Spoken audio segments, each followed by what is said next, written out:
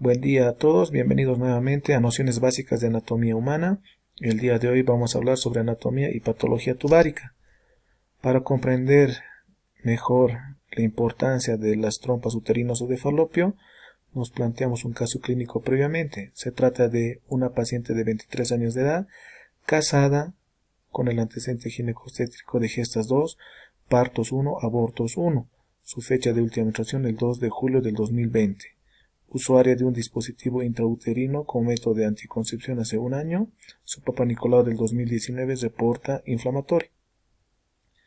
Refiere un cuadro clínico de 2 semanas de evolución aproximadamente, caracterizado por presentar mareos, dolor abdominal de moderada a gran intensidad, localizada en hipogastrio, irradiado hacia la región lumbar, además de presentar sangrado transvaginal.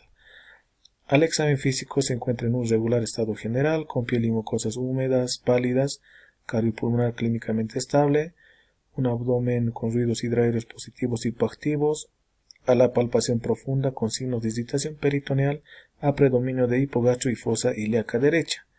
Al examen ginecológico, una vulva húmeda pálida, a la especuloscopía un cervix posterior con un orificio cervical externo entreabierto, sangrado genital en moderada cantidad de color rojo oscuro, a la maniobra de Prost positivo, a la palpación bimanual un útero de 10 por 7 centímetros aproximadamente, y en anexo derecho se palpa una más de 4 por 5 centímetros doloroso. Se realiza además una culdocentesis obteniéndose un débito hemático. Los exámenes complementarios reportan un hematocrito de 30%, una hemoglobina de 10 miligramos de decilitro y el resto de los exámenes solicitados dentro de parámetros de normalidad. La ecografía transvaginal concluye reportando la presencia de una masa compleja en anexo derecho, un líquido libre en fondo de saco de Douglas e interasas. Las preguntas del caso clínico planteado son las siguientes. ¿Cuál es su impresión diagnóstica? Por lo tanto, es muy importante describir la anatomía de las trompas uterinas. Empezamos con la resolución del caso clínico.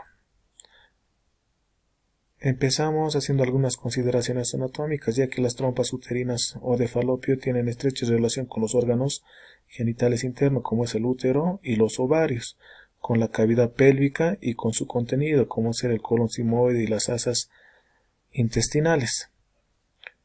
Las trompas uterinas o de falopio son dos, uno derecho y otro izquierdo, son dos conductos de 10 a 14 centímetros de longitud aproximadamente, localizados a lo largo del borde superior del ligamento ancho. Se pueden distinguir en cada trompa 4 porciones, una porción intersticial o intramural de 1 centímetro aproximadamente, que se origina a nivel del cuerno uterino.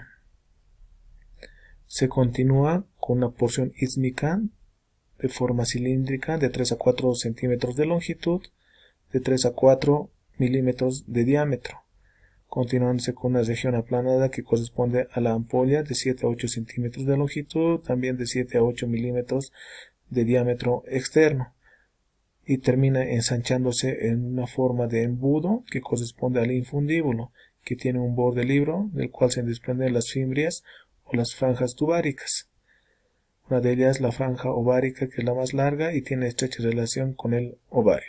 En cuanto a su configuración interna, se puede evidenciar los pliegues mucosos en la luz de la trompa, que van aumentando en número hasta tener una forma arborescente a nivel de la ampolla. A nivel del infundíbulo además se puede evidenciar un orificio, que es el orificio abdominal de la trompa uterina de 2 milímetros de diámetro, que comunica la trompa uterina con la cavidad abdominal. La trompa uterina tiene relación con el ligamento ancho, que está localizado al lado del borde superior de este ligamento. Además está en relación con este ligamento por medio de un mesoperitoneal, que es el mesosalping. En el mesosalping se encuentran los vasos sanguíneos y el paróforo. Las trompas uterinas están irrigadas por la arteria tubárica externa, que es rama de la arteria ovárica, y por la tubárica interna, que es una rama de la arteria uterina. Estas dos arterias se anastomosan y proporcionan numerosos ramos a las distintas porciones de la trompa uterina. Las venas adoptan la misma disposición y tienen un trayecto en sentido contrario y tienen el mismo nombre que las arterias. Los vasos linfáticos siguen el trayecto de los vasos ováricos para terminar en los nódulos linfáticos aórticos laterales.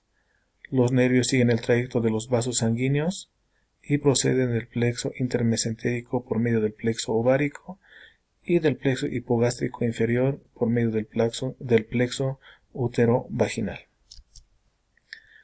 Cuando realizamos un procedimiento ginecológico, más aún si es quirúrgico, como en este caso de un procedimiento laparoscópico, se debe identificar las distintas partes de los órganos genitales internos, como ser el útero, los ovarios y las trompas. Identificar el órgano comprometido para poder realizar la conducta médica o quirúrgica, también las relaciones que tienen en la cavidad pélvica. El dolor abdominopélvico es una de las causas más frecuentes de consulta ginecológica y la causa más frecuente de hospitalización. Por lo tanto, un diagnóstico oportuno es importante para tomar una conducta médica o quirúrgica, porque si no se logra este objetivo, aumentará los índices de mortalidad. El caso clínico planteado se trata de un embarazo ectópico complicado derecho. Complicado porque ya hay un compromiso del estado general de la paciente, una alteración hemodinámica, debido a que hay una ruptura de la trompa uterina y se produce un hemoperitoneo que es variable en cantidad, que puede ser desde los 100, 500, 1000 o más mililitros de sangre en cavidad abdominopélvica.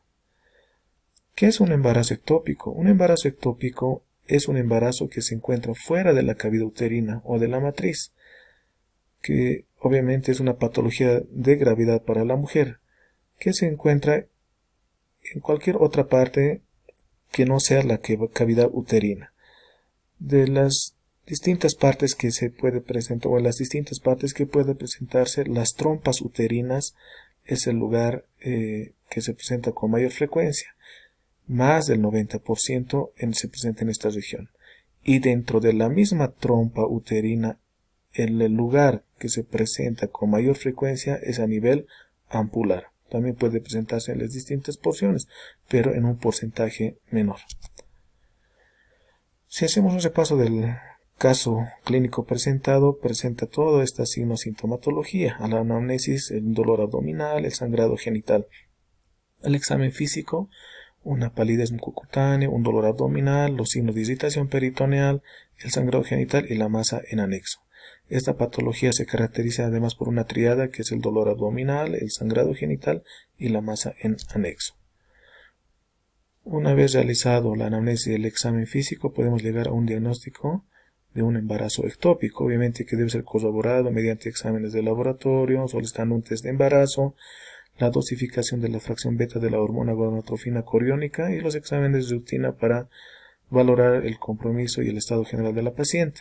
Dentro de los exámenes de gabinete, solicitamos un ultrasonido que nos va a ayudar a identificar el lugar y la presencia del embarazo ectópico, ya sea a nivel tubárico o en otra región que está fuera de la cavidad uterina.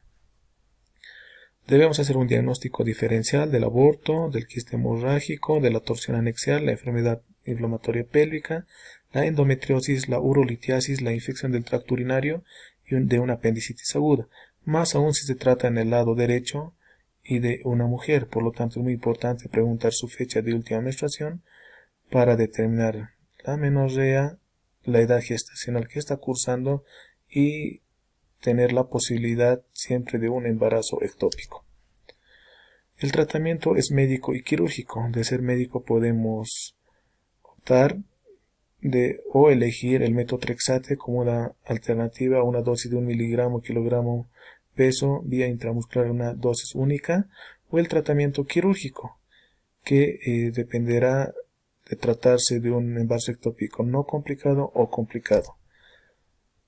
Por lo tanto, si se trata de un embarazo ectópico complicado, elegimos el abordaje de pared abdominal, que puede ser mediante la vía convencional o la vía clásica, que es la cirugía abierta, la vía transvaginal o la laparoscópica, que hoy en día se realiza en mayor número. Si abordamos mediante esta vía, se puede abordar mediante la vía umbilical, mediante un puerto de 10 milímetros, y posteriormente recurrir a otros puertos secundarios, 2 o 3 de 5 milímetros, según el procedimiento y complejidad de la cirugía. El embarazo ectópico, una vez identificado por una laparoscopía diagnóstica, debe tomarse una conducta quirúrgica, que sería la salpingostomía o la salpingectomía, de acuerdo y el grado de compromiso del embarazo ectópico. Si el embarazo ectópico es diagnosticado en una edad gestacional temprana o cuando el embarazo ectópico es pequeño, se puede realizar una salpingostomía. Más aún si la paciente no tiene hijos previos, por lo tanto el conservar la trompa uterina pues ayudará mucho en su fertilidad.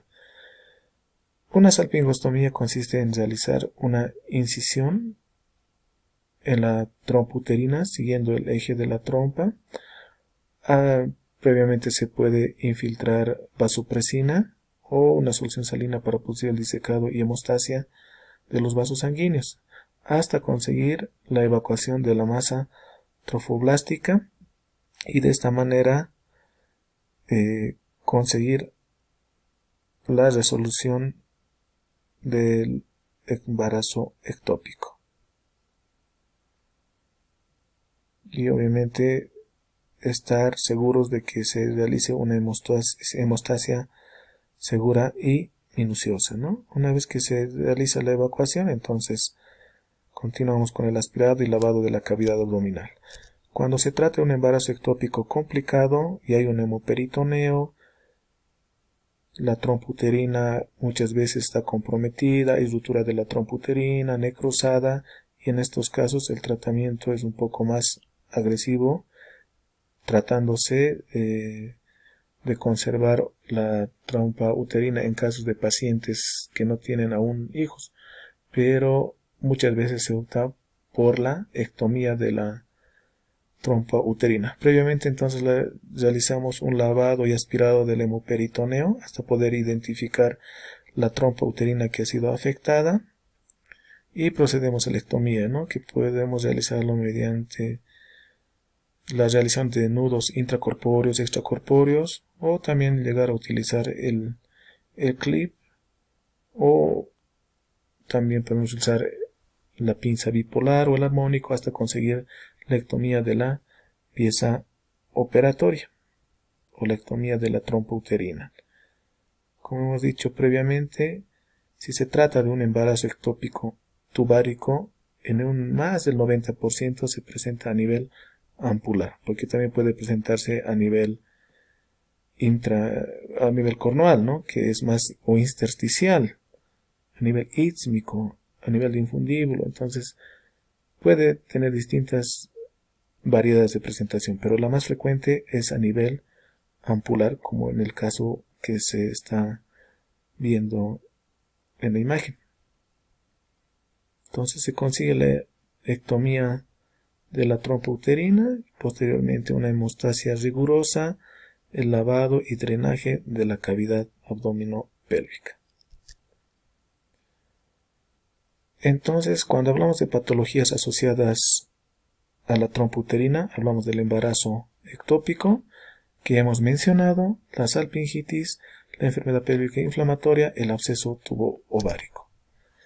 Dentro del proceso inflamatorio pélvico que compromete las trompas uterinas, nos referimos básicamente a la salpingitis y al absceso tubo-ovárico.